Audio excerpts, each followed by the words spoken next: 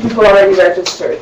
And we're really looking forward to it. And it's going to be a combination of a keynote lecture and sort of a talk show format, and an opportunity for researchers here in Ottawa who are part of the our Rational Therapeutics and Medication Policy Research Group to talk about their work.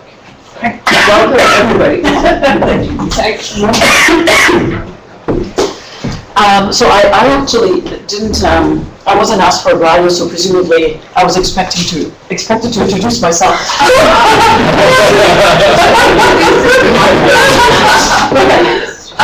So I'm delighted to have a group of well-informed people who are attending this session, because our session is truly going to be about getting your input, because we're just about to launch a study. We've got great collaborators, but we'd like to discuss things a little more broadly, especially with people with various expertise. So I'm Simone Dahrouge. I'm a researcher and director of research in family medicine, and working with Danielle Rolfe, who's a PhD senior research associate in my group. Danielle is actually the lead, or the lead for the regional study, on which I'm a principal investigator. And we're going to start the presentation with Danielle giving us the background. Well, thank you for joining me today. I guess as Simone introduced, you've probably heard of the IMPACT project before. So this is the CIHR component of this project, and we presented that, I think, at RIP Snapshots in earlier in December. And that's a 5-year CIHR funded study, which the main goal is to improve access to primary health care for vulnerable populations. So that's been ongoing for about 2.5 years now. And it's aimed at the general population, and you've probably heard us present that previously, where we're trying to increase access within the Champlain region to primary health care. What we're going to talk about today is sort of the evolution of that project, and that includes that we've gotten some additional funding from the ministry through the OSSU, so the Ontario Spore Support Unit, to look at this study that we were already planning to implement, which Simone will talk about in more detail, but within the francophone population specifically. So we've had that extra funding and opportunity to be able to merge the two projects, and together we've named that the Access to Resources in Community, or the ARC project, which is bilingual intentionally because of the francophone component.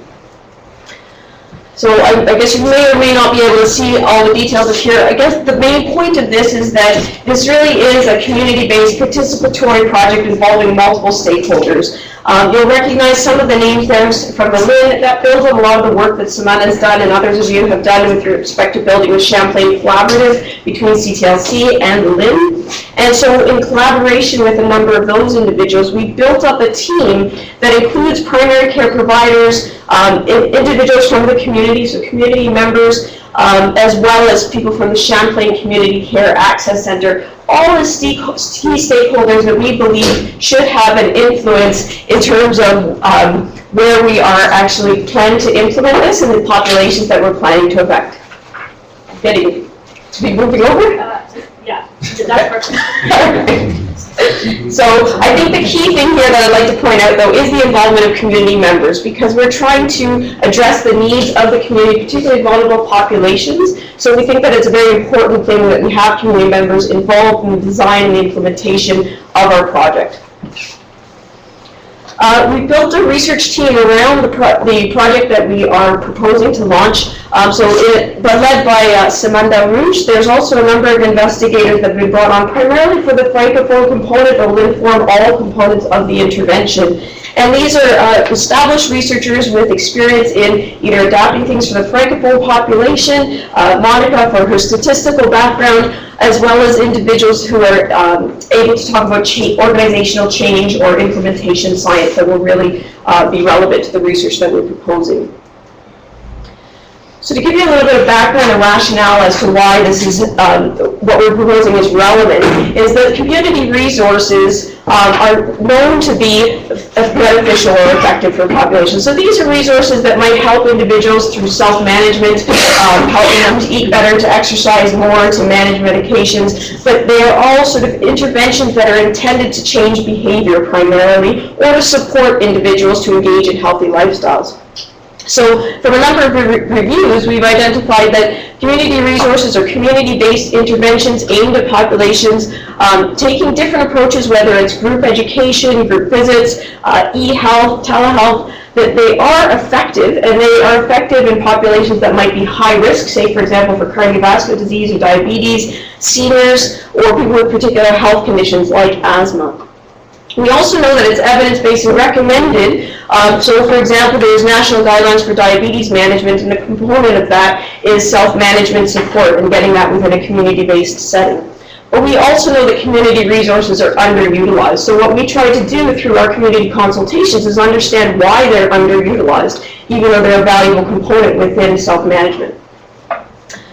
So what we found from ongoing community consultations, and these were focus groups, interviews, deliberative processes that we held within the community, not only with the stakeholders that I showed you earlier, but with other members of the community who provide either primary health care or who have received primary health care services, is that there's a lack of awareness of community resources. People don't know what's out there, so it's really hard to refer people there or for individuals to self-refer to these programs.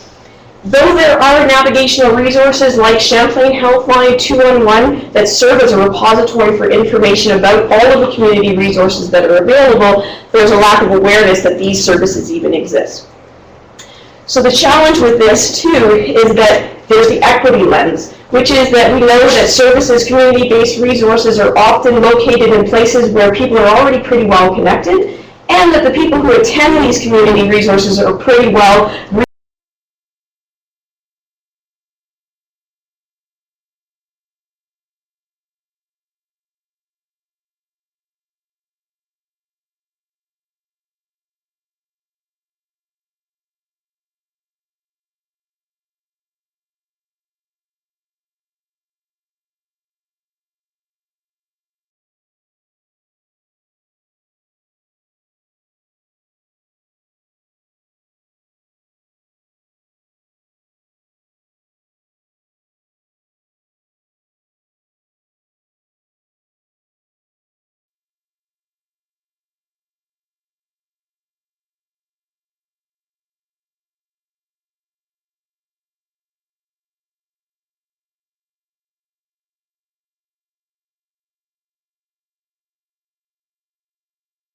accompaniment to get there. And so this is particularly useful, I'll just skip ahead. No. It's particularly useful when a healthcare system is very complex or fragmented. And who falls through the cracks in those situations are people who are medically complex, and so you've often heard of the health links, and there's a local initiative to really look at the medically complex patients and help them get to where they need to go, help them to motivate them to engage in the activities that they need to manage their health. As well as in terms of individuals facing social barriers. They may not be medically complex, but to just engage in basic physical activity, nutrition, self-management approaches, there are social barriers that exist that may impede them from being able to do that. So we know based on reviews that this is effective in terms of applying patient navigation for these populations. Where it's been demonstrated quite well in the literature is in the field of cancer research. So working with patients who have to navigate a very complex system, multiple specialists, multiple appointments, patient navigation has been demonstrated over probably a 25-year period, saying that that's been quite effective. They've also done work within the cancer literature to look at whether this can be used as an equity approach. So if we target patient navigation at certain populations that are particularly underserved or who face a number of barriers, that we can address some of those inequities. In the mental health field, peer support is something that ties into navigation. So providing the social support, the encouragement, the motivation has been shown to be effective within the field of mental health. Chronic disease is an emerging field. I know some of those are sort of newer studies, so patient navigation in terms of knowing where to go for the support, and also just motivating and engaging individuals to help manage their blood pressure, their blood glucose levels, that chronic diseases make another area where patient navigation is showing to be effective. Now, there's a lot more literature related to community health workers. So these are individuals who are often lay people from the community. They identify with a patient population, so whether that's because of ethnicity or language, socioeconomic status, they're able to really engage with individuals in a way that perhaps providers can't because of that social divide between the provider and the patient. And just because they've gone through that in their experience in terms of navigating to different health services or having to address a health condition, that serves to motivate other individuals in the community. So community health workers do a lot of different things. They can also be trained to do clinical activities like talking to people about their medication and how they can manage their medication. They have a very broad span of activities that they can do, one of which is patient navigation, but they're not limited to patient navigation. So we're learning some of the effectiveness of patient navigation through the literature that has been established on community health workers. Yeah. Can I just ask a question on that? So there's also a body of literature that looks at health coaching, which seems to have a huge overlap. So have you maybe can you comment on that? Yeah, we haven't looked at health coaching specifically, but definitely that's a component of community health workers. Yeah. So when we're thinking about navigation, it's really about connecting people to the resources rather than engaging in that health coaching. Because our hope is that if we can get to the programs that offer health coaching, there's no need to reinvent that. Yeah. And the reason for bringing up the community health workers is that part of their job description or responsibilities often includes navigation. So it's kind of navigation on steroids. So that's why I'm putting that there, because it has navigation. But yeah.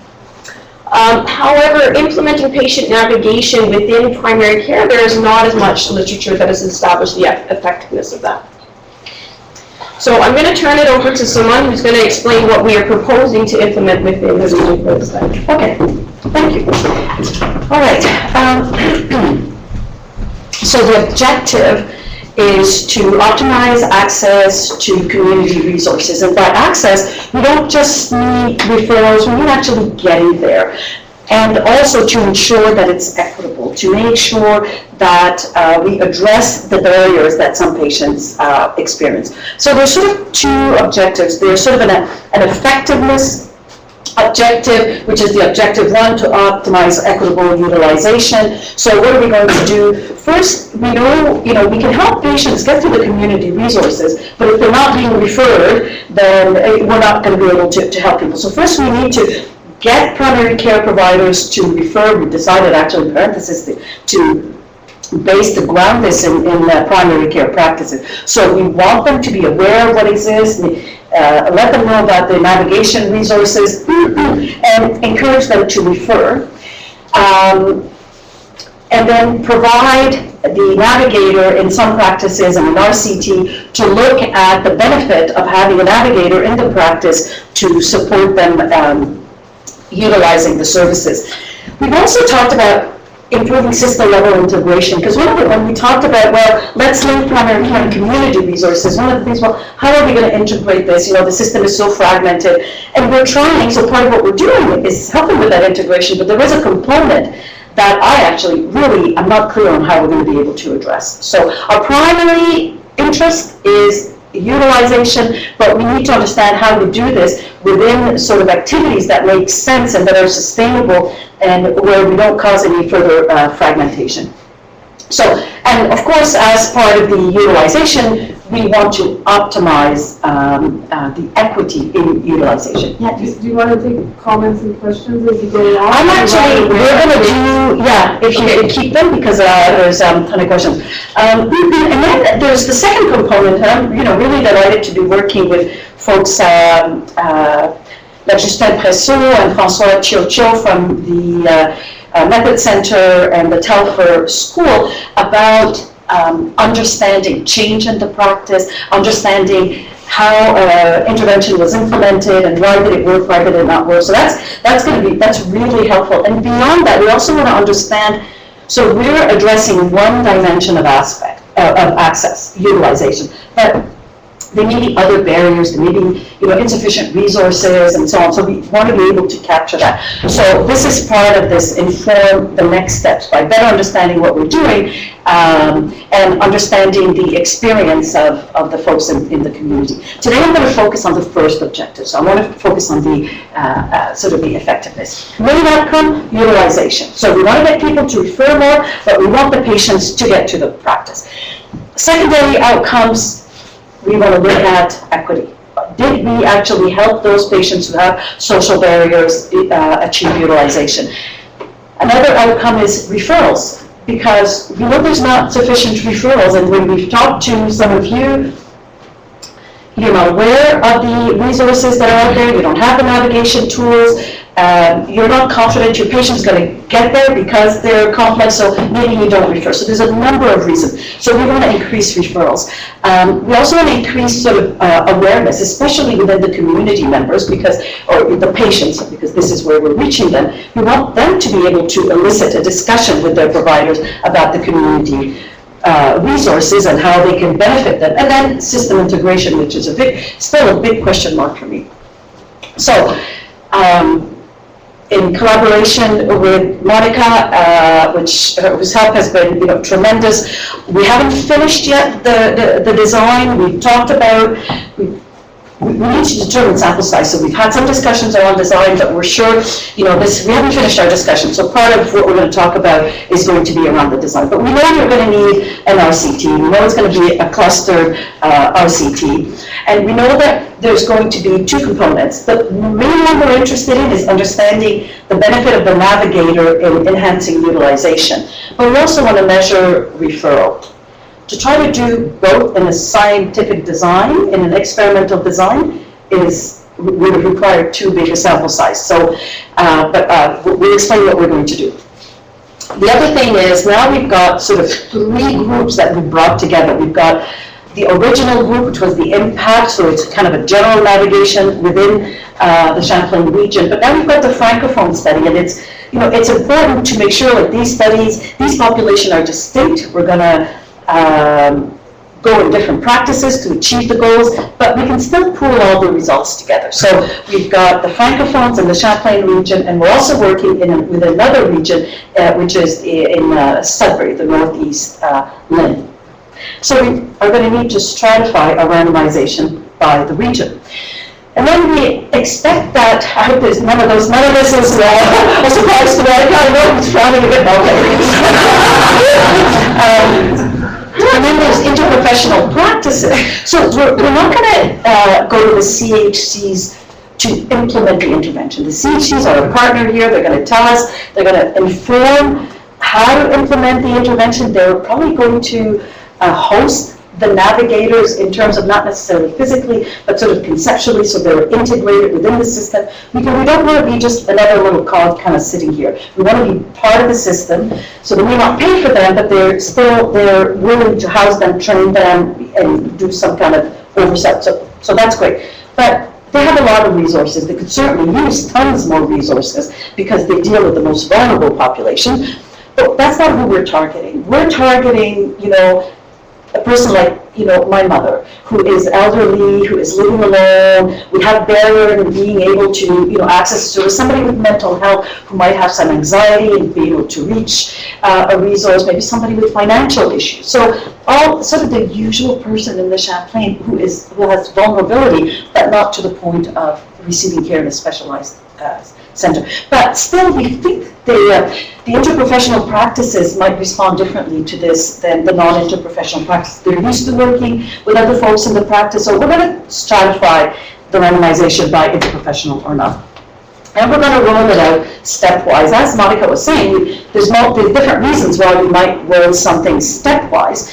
And certainly the most obvious reason is that it's just not feasible to roll it all at the same time. So first we're going to start with a little pilot, which is not going to be in the Francophone population. And then we're going to roll it out. We're thinking probably 4 phases, 4 months. But one of the things that I'm not entirely sure is, given that this is about referral, how important is it the time of the year, right? That could, I'm sure that referral will matter depending on where you're at the time of year. So we're rolling it out by steps. You said wait for questions, is that? Yeah, yes. We're all gonna, well, if it's a question of clarification, but if it's a question for discussion, ask me. Okay. Okay, Just, you're gonna wait. well, yeah. Okay. All right, so this is the stratified randomization scheme. I'm very happy that you're eliciting some thoughts. So this is unfortunately too small, but I think we've circulated something. So I just want to give you an overview, because I know right now it's probably a little nebulous. What are we doing? So in the practice, we're going to establish a referral system. So first we're going to say, to all the practices who are participating, we're going to help you increase your referrals, because we're going to teach you how to access the information. It's really easy. You can even, call a number. We're going to tell you about the resources that are out there. We're even going to give you information about evidence that shows that it's beneficial to your patients as well as beneficial to your practice. And then these practice transformation facilitators are going to go in the practice with the sole objective of supporting the practice, make the necessary transformation to facilitate referral and incorporate it in their usual care. So now everybody's doing referral, or everybody's trained to do referral. So this is what happens at one individual practice. And then, okay, so this whole thing is about referral. Within part of the referral process, and we don't really need to spend much time on this, but we also want to inform patients about the availability of resources and, elicit their interest in it and provide them with some information about why this is beneficial for them and encourage them to talk to their primary care provider about it. So we're thinking of information in the waiting room. Okay, and then half the practices get randomized to receive the navigator or not. The navigator sits inside the practice. We think, we're not entirely sure, we kind of go back and forth. People say, well, is it? Yes, it's better for the most vulnerable population. How would you reach them? And other folks say, no, they need to be supported elsewhere. So we're still thinking about where exactly they would sit. And then the bottom part of the diagram is all about the data collection. So first we're going to collect information through surveys, patient and provider, to understand the extent to which they are referred before establishing the referral system. And then we're going to go a year later, exactly, because we know that referrals can vary based on the time of year, so we're going to wait 1 year after the intervention, and the intervention would have been implemented, and then look at that again. So the assessment of the referral is a pre-post design. Not ideal, but there's only so much we can do in the trial. And the experimental design is for answering the question of the navigator.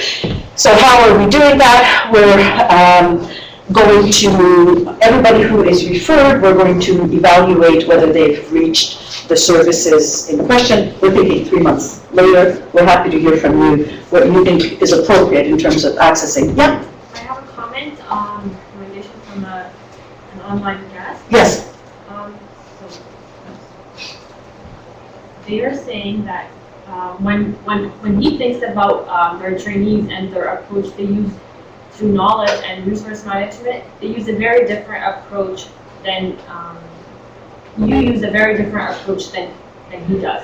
I hope you have a resident on your study planning committee, so that's his right. A resident? Yeah. Oh, in terms of the training. Clinical resident. Clinical resident. So that's interesting. Whoever it is, I would love to talk to them about it.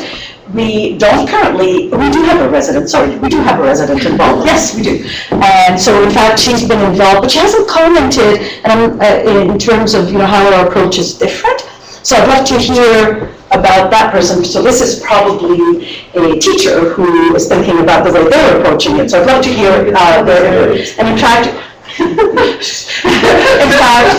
happy. We've put a letter out there for people to come to us and tell us about how to do this better. Okay. All right, so you remember our objectives before. These are the ones that I'm focusing on.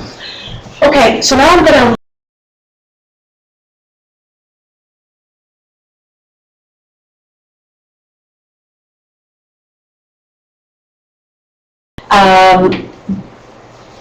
You can answer the questions we put up, or you can raise whatever issue you want. Okay, enhanced referral. So we're going to increase awareness and motivation to refer to the practitioner, so they need to know what's out there. We can provide them with evidence about the benefits for their patients, maybe evidence that this is a rigorous community resource. In fact, we're working with Andrew Pipe, so that for the cardiovascular healthy lifestyle, that's going to be good. And then we want to raise awareness and motivation. And then for the practitioner, so for the health of their patients as well as their practice, the benefit for their practice, so things that they don't need to do in practice that the community resource could do for them. They probably don't have time to do most of the practices. Raise awareness and motivation for the patients. So again, it exists, it's available for you. It can be, you can have resources to support you in utilizing this. Translation, transportation, it's out there. If your doctor thinks it would be useful to you, chat to him about it, her about it. Okay, and then we want to facilitate the referral, right? The referral process. And one of the reasons for doing that, we need to track how referrals are going to take place. We need to track the referrals because that's sort of our denominator, who is getting referred. So, and at the same time, we want to implement a system in the practice that's going to allow the practice to easily incorporate that as part of their daily, their daily functioning, their daily process. So how do we do that? We've talked to different people, not enough. And some people say, oh yeah, in EMR, we can adjust the EMR, incorporate it. Other people say, no, this has got to be a piece of paper, that's what I want. So maybe some thoughts about that. Supporting system level integration, honestly, I'm a little bit at a loss in that, because what we want to do, it's really more about sort of informational continuity. So in terms of integration, the patient is going, and the providers are going to be aware of what's in the community, they're going to refer. How do they hear back about what happened in the community? So we looked at what are the plans for communication, and they're not in our horizon, so they're further. What do we do? A patient journal? I don't know. Should we even be tackling this? I mean, this is something that our stakeholders said were important, especially the LIN, but how do we do this? Also,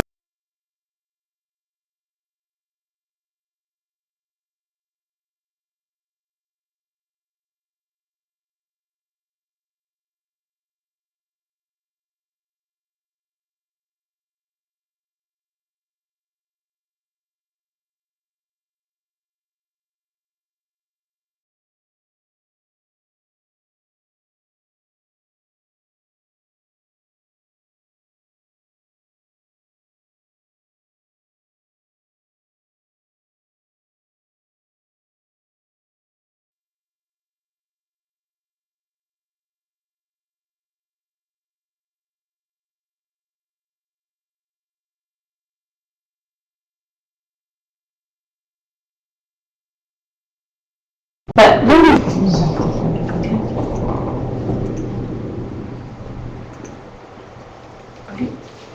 okay. Sorry? Something needs to be done? Having the sync. Thank you. All right. Now, here's the role of the navigator. So Claire, you brought up, what about coaching? Well, the navigator's role is really, we thought about, how broad should it be? It's really about helping the patient to get from the recommendation to access a community resource to actually getting to that resource and utilizing it. So it could be informing them about, which one is nearest to them. Is it, do they have any language barriers, or is there a more socially appropriate one, and is it far, is it close? Especially for the francophones, we want to promote use of the francophone services, so support them in accessing these and overcoming barriers that they might have. Or if there's no francophone services, then we'll access the English ones, but potentially provide translation services. So it's about getting them to the community resource and harnessing existing community services to help them overcome these barriers, like transportation and so on. So they'll make appointments, they'll maybe provide a map and so on. we go further? Clearly, we're going to train them to, with the 2-on-1 folks, the intake and referral patients, how to speak to the patient and how to sort of be positive and encourage, but we don't need to do more than that, do we? So anything else the navigator should do?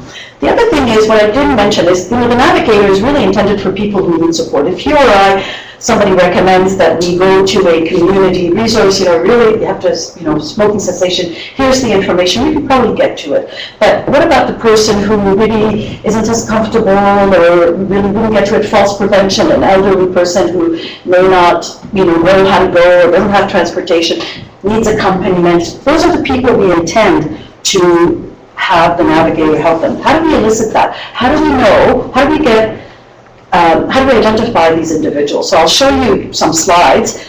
But interestingly enough, when we had a discussion, because we have, this team that Danielle put up there, very bright, very engaged people. And it was interesting, the comments, the recommendations they made. I'm not going to tell you what it is, but you can tell me.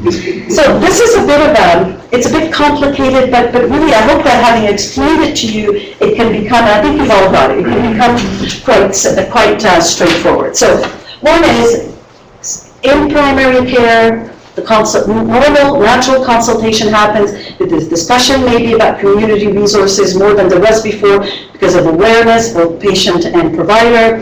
And then a recommendation or a referral to the community resource happens.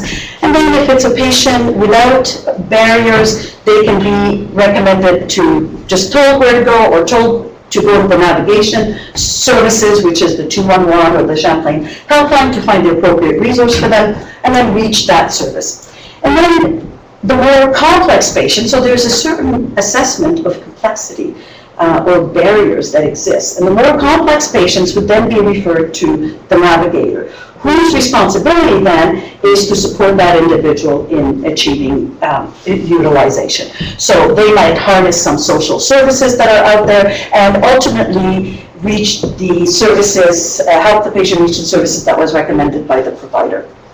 So actually here I'm going to stop, see if there's any question of clarification. Yeah, Kevin. No, thanks, Simone. So when you deal with complex populations, it becomes quite challenging for one navigator or one program. So typically, as we found in the literature, we find lots of different kinds of programs for all the different disabled people. So you're kind of, and I worry about this from the actual design and actually finding something.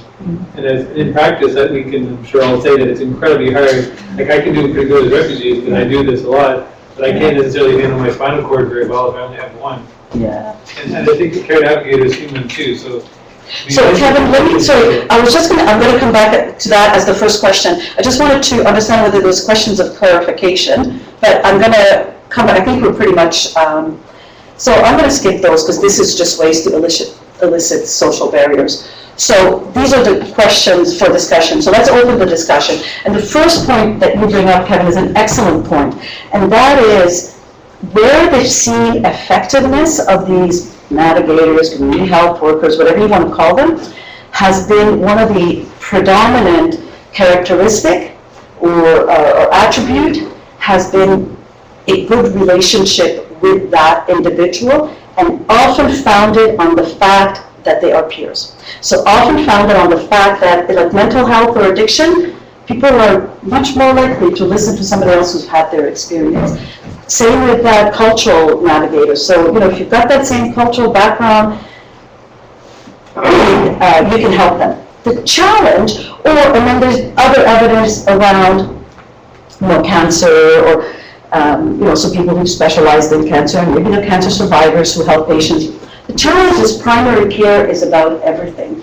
So I appreciate what you've raised, and so maybe you can tell us about how do we support primary care, but we're going to try to get volunteers and the navigators to be as close in their profile as the general practice, but what does that mean? I mean, the general practice profile can be hugely variable. If you look at your practice,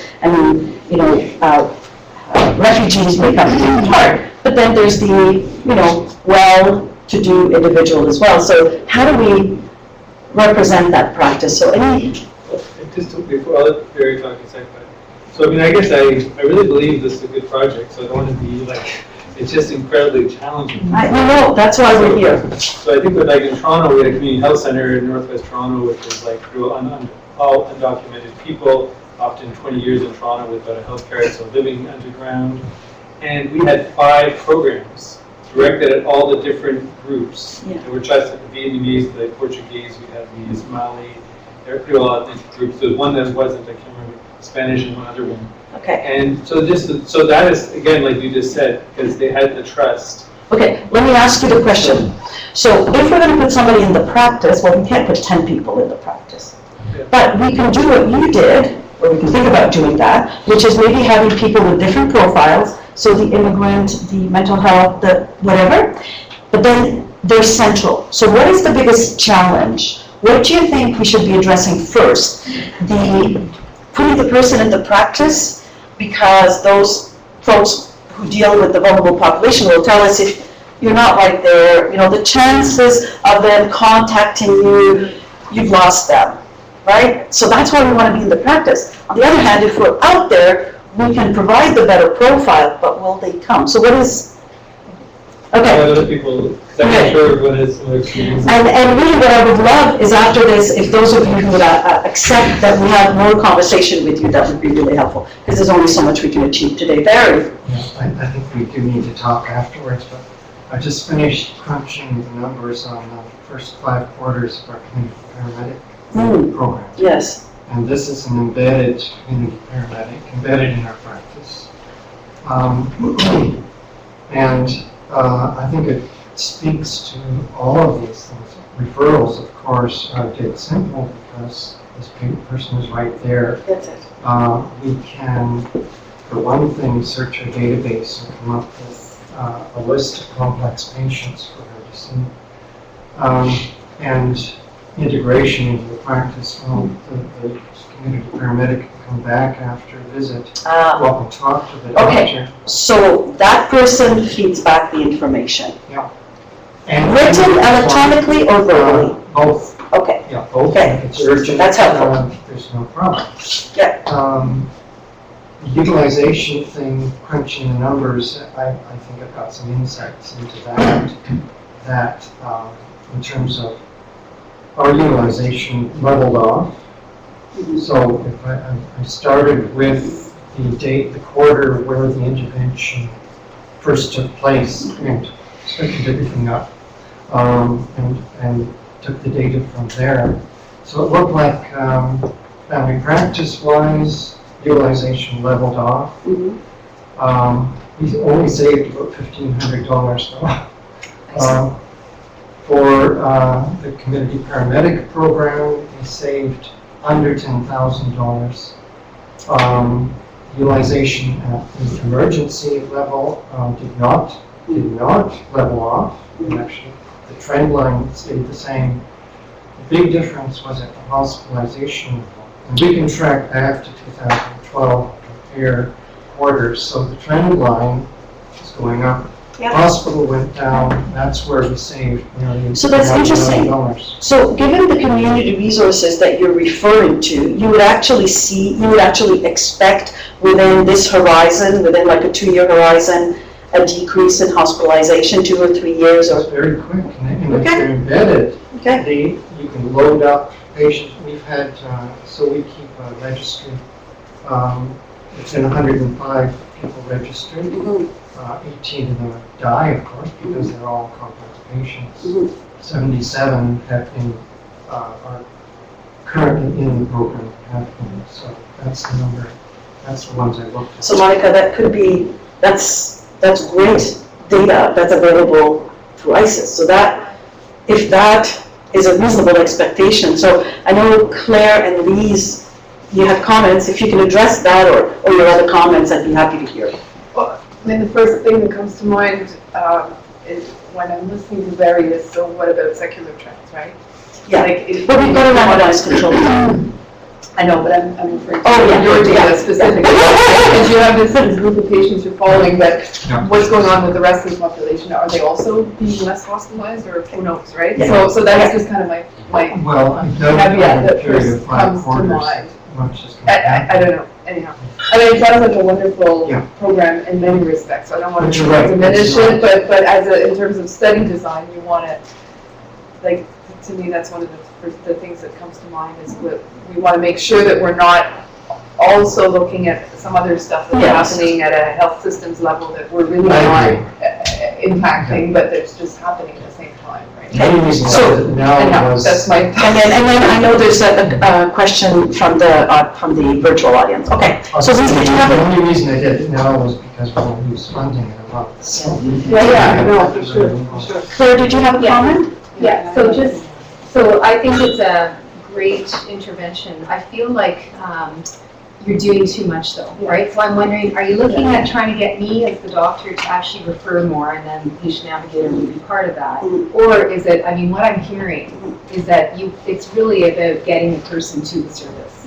So to me, if it's about getting the person to the service, I would recommend that you focus on that.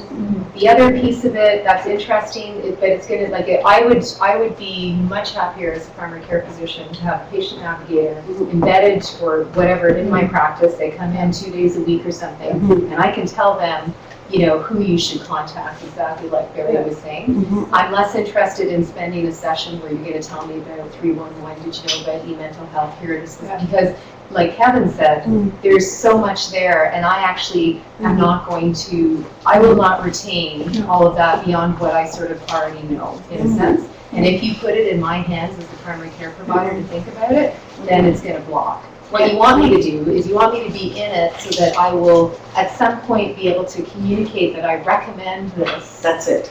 For my patient, because the evidence shows that if the physician recommends, attend something, if I give you a script for it, whatever, then you may be more likely to be open to it, right? But you may not still attend. So I think if the focus is, your endpoint, you said, utilization, the vulnerable populations, let's overcome all those access barriers, then I would. So let me tell you why we're doing. Focus on that, that's.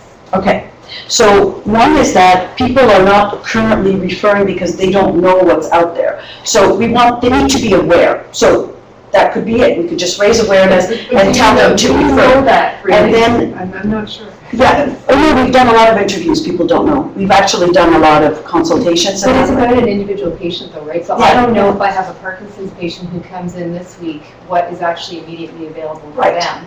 If I have a refugee patient, now I know I Yeah. can talk to Kevin. Yeah. Right, but that's the piece about primary care. Yeah. It's impossible for me to know about all of the different programs. Right. And I've done false awareness, and and then I'll do the referral, right? But there's 99 other things that I could have No, exactly. more appropriately referred the patient to. So I think it's good for the awareness, but I think it may make your recruitment more difficult. Yeah. And I think it just muddies Yeah. the water. Yeah, no, I hear what you're What saying. you're doing now as a hidden agenda, Mm. right? Mm. Or as the result of now when the patient navigator comes in, and then they would get to know what's the community of that practice, and here are the top 5 resources that seem to be, this really is frail elderly, this really is, Well, that's right, you were doing that. That's then what I want to do.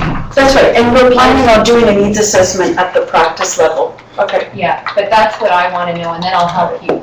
Okay, so I'll tell you why the referral part is there, and I'll talk to Monica about overcoming that, is that it's our denominator. So I hear what you're saying, and so that's the purpose of sort of formalizing, because else, how are we going to know who went? If, who was referred, so that we can assess who went. But I'd like to talk to you about, I agree with you, it's not the primary objective. Was there a question from? Yes, from Dr. Gary Viner. Yeah.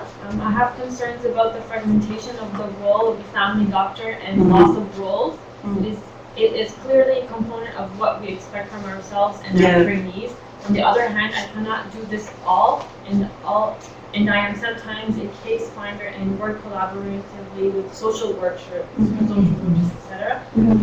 I would find it difficult to imagine how we integrate an additional individual in the front line care team. So that's a very good point, and Gary's in a fit. And so, in fact, we were going to exclude the fits because they have those access to these resources. And if we hear more from FITs that, that just won't resonate with them, so that we could do that. But our intent is really to get those practices who don't have the additional resources. Or Camilla? So thinking about it from the perspective of the practices that don't have those additional resources, I think probably what you'll need to do to get maximum buy-in from those practices is make the case that this is not going to be an additional burden in terms of, because there's a business aspect of this with these practices that we can't ignore. And the majority of patients in the province are served with these types of practices, not in FITs or academic practices or CHCs. So That's it. Making sure that we have, I think this is a great idea. I think it's very much needed. But in order to get people to actually sign on, they need to know that the navigator is not going to be taking up physical space, that is not going to be adding to their time, because there are. So it's the business case for it. Yeah. People. And do you feel, so I think I have a response from Gary, so let's take Gary's response. It's about the time, okay. And I just need to do it at the level of the patient. Well, I want to interject 2 points. One is that I'm not sure whether you articulated that practice facilitation comes into play here. So not necessarily with trained facilitators, but the goal is to get into practice and say what's a priority for you, which addresses some of the business model or business case aspects of it that tailor this. So the referral process is absolutely tailored to the providers and how they work and what's going to work best for them. And also we're considering self-referral in terms of patients hearing about it in the waiting room, going into the provider and saying, I want a referral for this. So it's not adding a step, but we are refining those aspects. But I think they may help to clarify some of these concerns. And, okay, Lisa, and then, there's another one. Lisa, and then Gary, and then. I just didn't get to say his point. Oh, What okay. he's saying is that we need to understand the risk of harm. The risk of what, sir? The risk of harm. That's interesting, Gary, what we call you, one of the aspect that we looked at is what happens if we get a patient that all of a sudden, all these complexities emerge. And so that's going to be sort of in consultation, going back to the provider, and potentially making a referral to a CHC if they're that complex. But yeah, that's a good point. So I'm now lost about who is where. Okay, so, okay, please. Many comments of it, trying to just be, use kind of keywords, and I'm happy to chat afterwards. So I'm still not clear on what your primary outcome is going to be. You don't have to answer that, but I think that needs to be articulated very clearly, and that fits with Claire's comment from the beginning. Having a person in the practice, I think, can be absolutely useful. We used to have a CCAC person in our FIT. It was great. We could touch base easily. We could figure out, so where's my patient in the waiting queue and all that. They pulled that person, and then it became like a black hole. And So interestingly enough, we're talking with the same FIT as Gary, so in fact on the same team. But the personal contact, even if it's 1 day a week, can still be very beneficial. That's great. From a semantics point of view, I would suggest that you talk about recommendations, not referrals, because if you say referral to clinician, they think medical referral, gatekeeper role, and the advantage of a referral is that if you refer to a specialist, they are obliged to respond, whereas the community services, again, black hole, we often don't get responses. I'm worried about contamination in your design because you have waiting room information available. I'm not sure what that refers to, but how about comparing to usual practice and not additional? Because if you're providing your control practices with more information than they normally would have, you're reducing the gap. Well, not if it's about utilization, right? So this is intended to maximize referral so that we can then get utilization from these recommendations. But that's a good point, and I'm going to talk to you too about the impact of that. One more, and then I'll move to another one. Yeah, and then finally, the provider is a multiplier, as we know, and I would, having moved or changed systems twice in my career, I can tell you that the challenge for somebody who's either new graduate starting in practice or new because they moved geographically is not the medicine. The medicine stays the same, or at least certainly for an experienced clinician. It's the resources. It's like, so where do I refer for X, Y, Z? So I would, maybe this goes beyond your study, but I think new clinicians, whether they're new graduates or newly geographically relocated, could be that could benefit, could The most target from saying, okay, this is what's here, and these are sort of the high-level resources that allow you to access a bunch of other things, and provide them with that information, because it took me quite a while Yes. to kind of figure that out, and I was lucky to have colleagues like Gary, Yeah. who are infinite resources in terms of suggestions, but not everybody has that. Thank you, that's helpful. We'll come back to you and talk to you. Very, and then Gary, I suspect. No, okay, all right, fine. Just a quick comment about 211. I think that's relevant to, Claire's problem and probably possibly all of our problems, especially if we don't have a person in our practice. You can pick up the phone. It's supposed to be answered within 20 seconds. It's supposed to be available to patients to describe their own situation. And but I think we could possibly, for those patients that we're pretty sure are just not going to call 211 when they send it back home, do it right in the office. And they know the resources Exactly. supposedly, and it's hugely underutilized. So 211 is an integral part of our intervention. So to the extent to which a practice can take that on, but even sometimes that the practice doesn't feel they have the time to do. I'm thinking especially non-interprofessional practices, right? So that would be when they go to the navigator. That's a question by Dr. Leah Bartlett. Who would own the navigation resource? Who's going to fund or oversee it? And would it be a CCAC resource?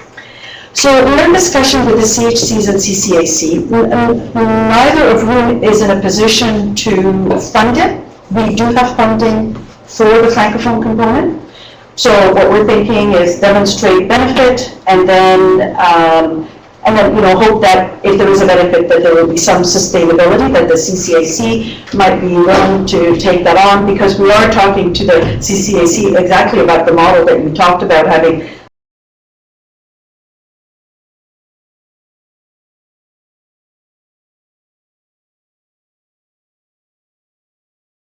and navigator. So, but at this point, nobody has taken on the financial responsibility, but the CHCs, at least the executive director and lead for the region, has agreed that he is interested in sort of mentoring that program, so and overseeing it from a sort of integrated into the CHCs and getting their resources and their training and so on, but just not the financial delivery. Yeah. Josefina. I was thinking about measurement, and if your main outcome is to see how much you have effective utilization of these community-based services, maybe there's a possibility of switching from measuring how many physicians refer or give recommendations to go to these places, to actually measuring how many of the people who go to these community-based facilities say that they were referred by physicians. So instead of measuring in the practice, That's interesting. measure in the community, asking why did you come here? So a friend told me, a family. It's an interesting perspective. And I think that could be good, because if you, I don't know if that's the right way to say it, but if you keep the physician out of the process and just measure what the navigator can achieve, then you can produce evidence, and once the physicians see what happens when you refer, they will make the recommendations. I see. That's very interesting. I think, okay, is there maybe a closing statement? Just that last comment from Dr. Miner. So I wonder if there might be another strategy that might be worth considering, for example, teaching the process of knowledge and resource management access as a part of the curriculum, without speaking from our director of curriculum, and this could also be a CME process as well. Very interesting, Gary. That's a really good idea. Is it precoce? Is it a little early in the process now but certainly not to teach them about the community resources. Maybe a resident wants to take that on as a resident project. So our resident is doing something else, so we'll chat.